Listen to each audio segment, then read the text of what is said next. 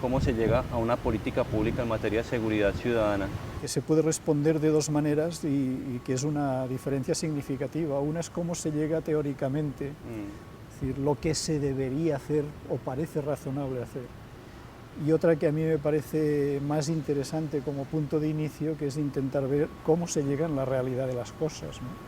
Porque la discrepancia entre un enfoque y otro es bastante acentuado, ¿no? Me parece a mí, no sé, claro, será bueno hablarlo, que en términos generales, con excepciones muy significativas, pero en términos generales, tanto en América Latina, específicamente en Centroamérica, pero también en Europa, creo que no es radicalmente distinto, las políticas públicas de seguridad surgen de un proceso no exactamente de diagnóstico en el que participan democráticamente todos los actores que examinan con profundidad y con rigor pues, los problemas a los que nos debemos enfrentar por razones de necesidad de protegernos pues, de la violencia, sino que más bien la agenda de seguridad se constituye de una forma poco democrática,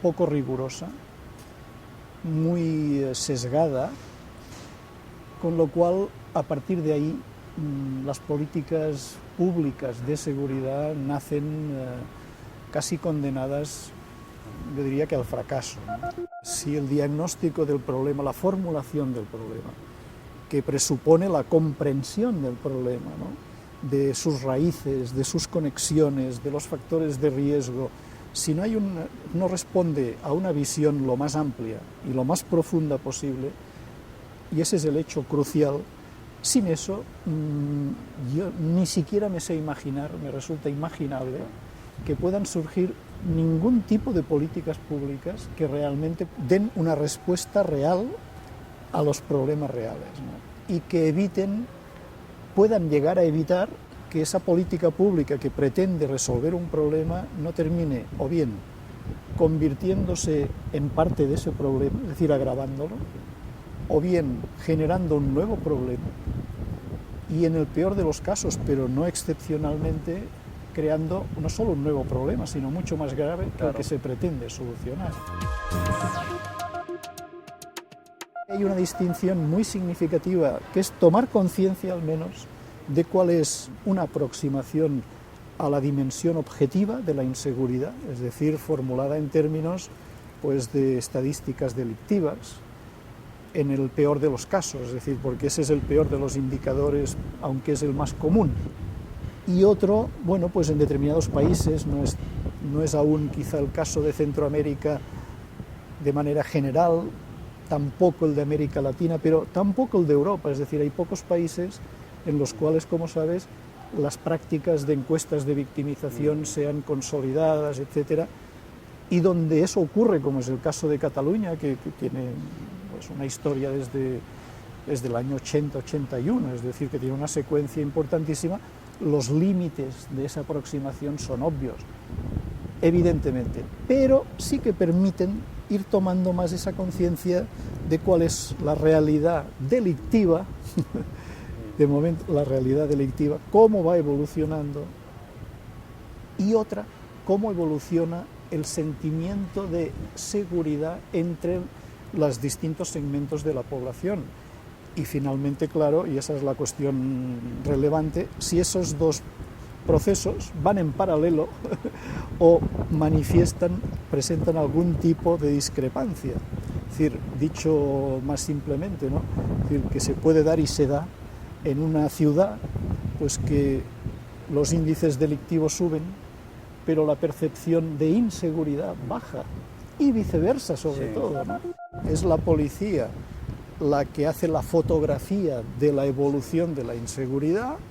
¿En base a qué?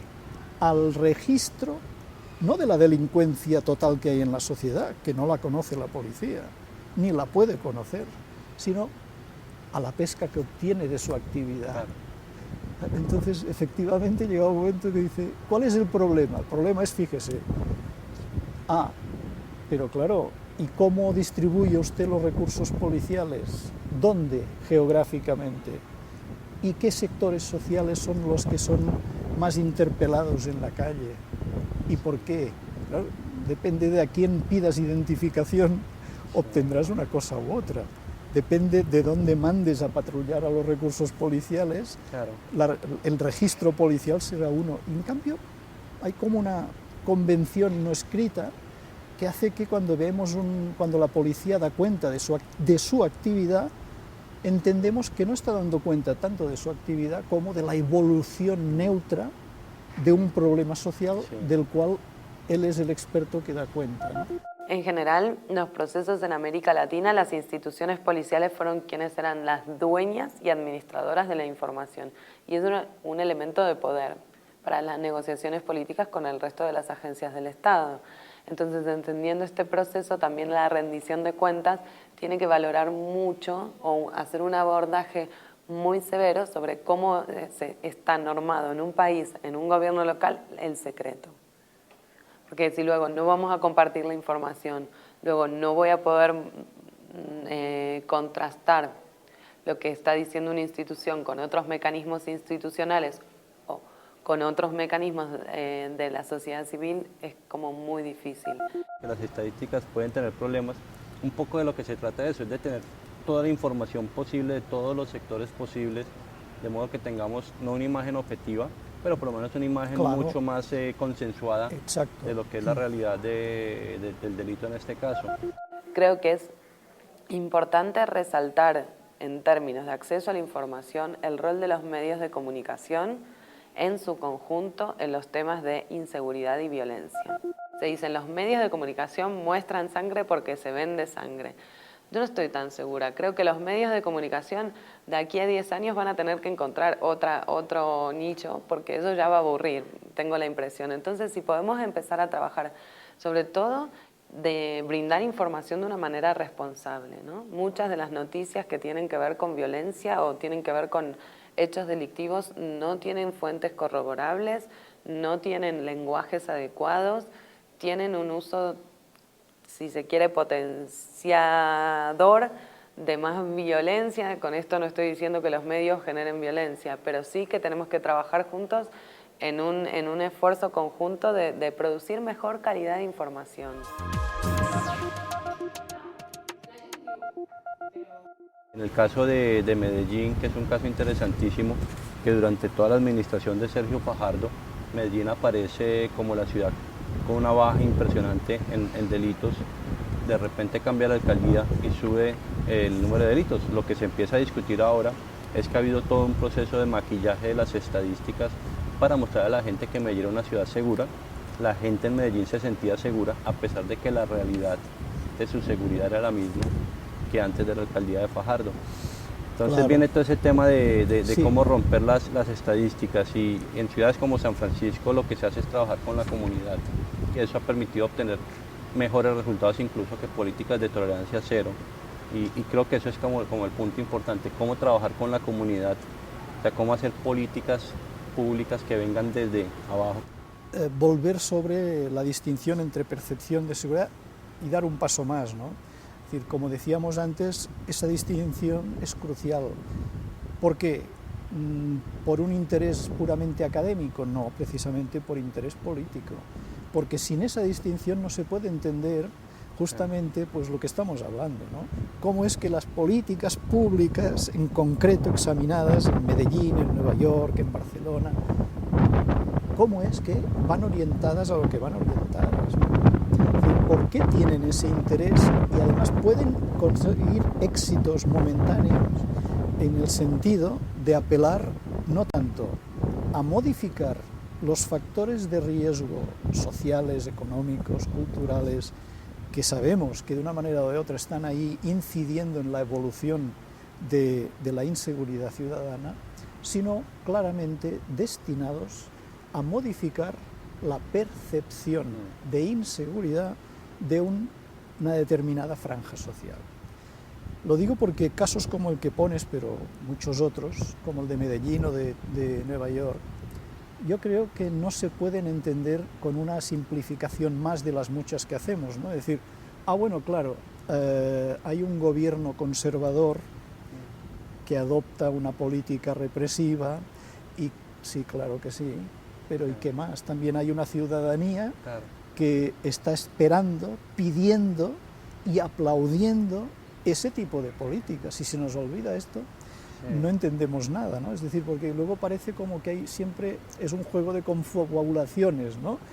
Y bueno, sí, hay unos intereses, claro que sí, pero no unos y otros. Y ahí hay un punto imprescindible en toda política, no solo de seguridad, que es que tiene que haber un punto de encuentro entre el deseo, la voluntad del político y el interés del grupo social, que de alguna manera ese político depende de él, ¿no? Y ahí está la política, me parece, en esa zona, ¿no? de qué político tiene la habilidad de conectar, en este caso, volviendo a políticas de seguridad, de conectar no con la realidad delictiva, con la percepción de su grupo social, y el que es capaz de articular un discurso que en aquel momento conecta con el miedo de los ciudadanos. Claro.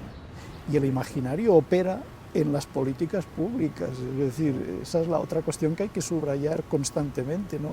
Las políticas públicas, contrariamente a lo que nos gustaría los supuestos técnicos o expertos, no funcionan neutramente, ¿no?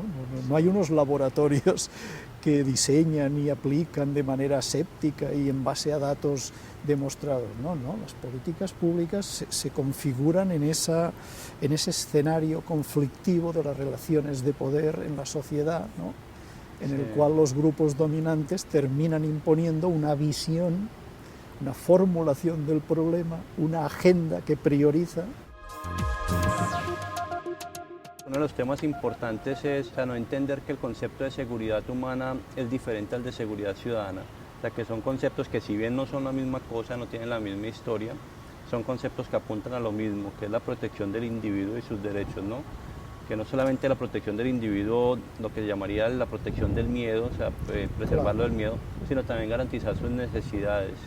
Y en la medida en que una ciudad garantice que los individuos están seguros económica y políticamente y socialmente, en esa medida tenemos una ciudad mucho más democrática y mucho más vivible, ¿no?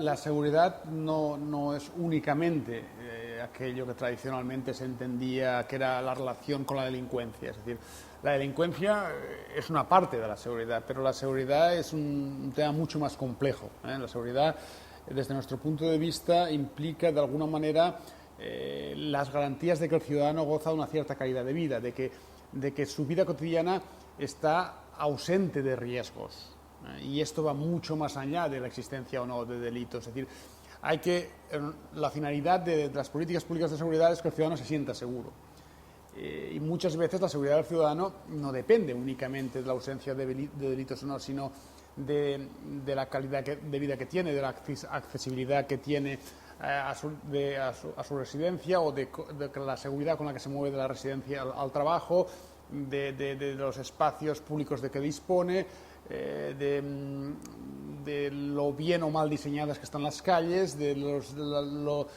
riesgo derivado de la circulación de vehículos, etcétera, etcétera. Es decir, es un tema mucho más amplio. Cuando hablamos de la preocupación por la seguridad humana, estamos poniendo el énfasis en la protección de todas las condiciones de vida del individuo, no solo de unas, mucho menos de unas en detrimento de otras. Es decir, es incompatible con unas políticas de seguridad basadas en la eliminación de la libertad, por ejemplo, ¿no?